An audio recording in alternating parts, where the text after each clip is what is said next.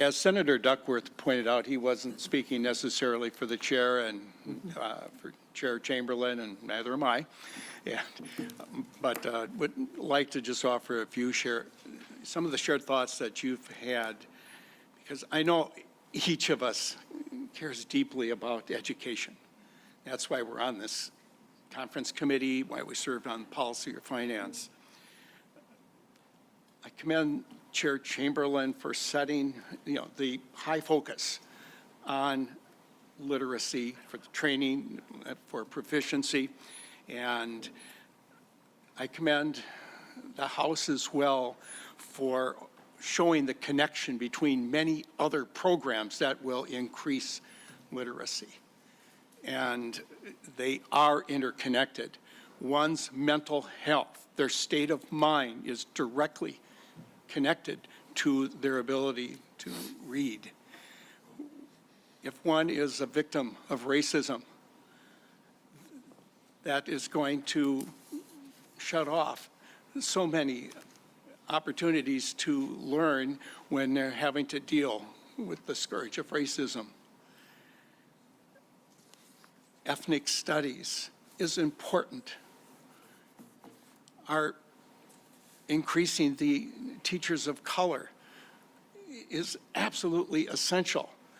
The science is so clear that students will increase their academic proficiency when the teacher more reflects their cultural values.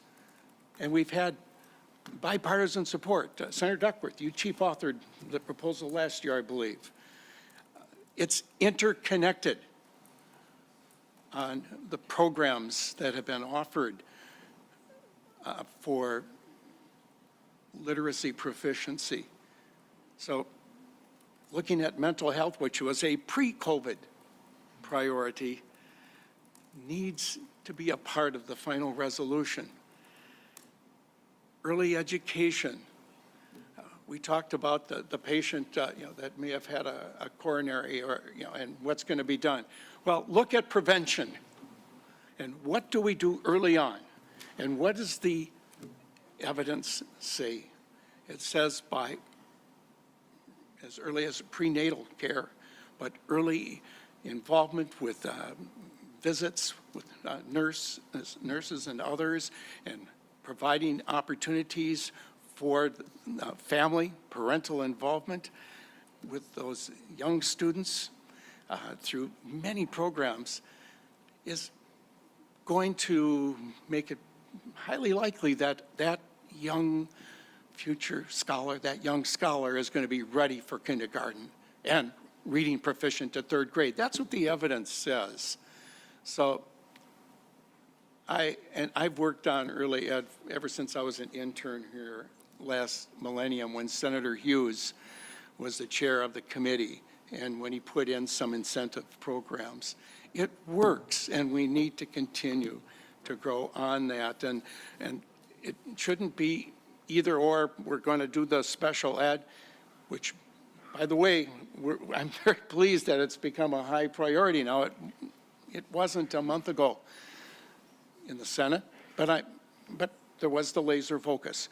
But now that we have this opportunity to come together, which Minnesotans want us to do, we can attack a comprehensive program on literacy, proficiency, instruction, and we can recognize the many programs, effective programs, science-based programs that will contribute to meeting that goal.